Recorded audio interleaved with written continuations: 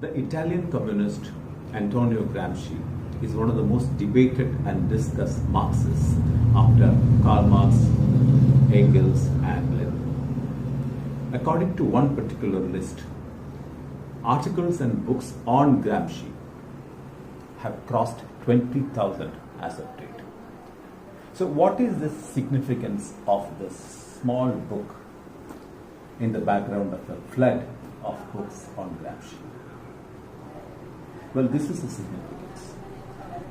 This book was written by the topmost theoreticians and leaders of CPIM.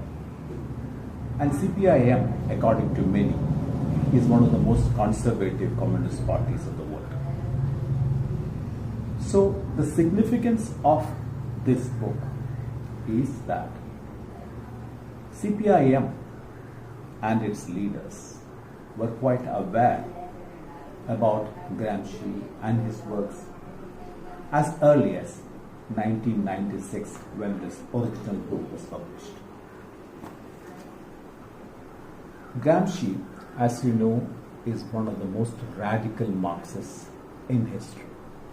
He has been extremely critical of the conservative and the orthodox elements in Marxism, which he called the vulgar Marxism. So, to say that two most important leaders of CPIM, or the most important political party of the Indian left, that they were aware of Gramscian thoughts, Gramsci's critique of the orthodox Marxism, is very important in the history of the left movement of this country. This is a chapter called The Intellectuals. The phenomenal progress witnessed in education, scientific inquiry, trade, industry and so on during this period led to a significant rise in the number and functions of intellectuals of all kinds. India witnessed a similar phase during the first decade of the 19th century. Raja Ram Mohan Roy was the great pioneer of India's own organic intellectual tradition. Obviously, Gramsci does not deal with the Indian context, yet he rightly pointed out that the gulf between organic intellectuals and the masses in Indian and Chinese history was much wider than in other countries. We cannot expect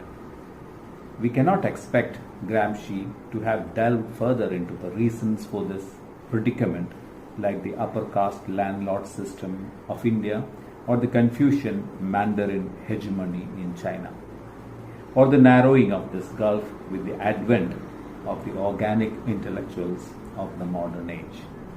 Well, it is the job of us Indians, yet undoubtedly Gramsci has provided the direction and the model for further inquiries in this direction more than anyone before him.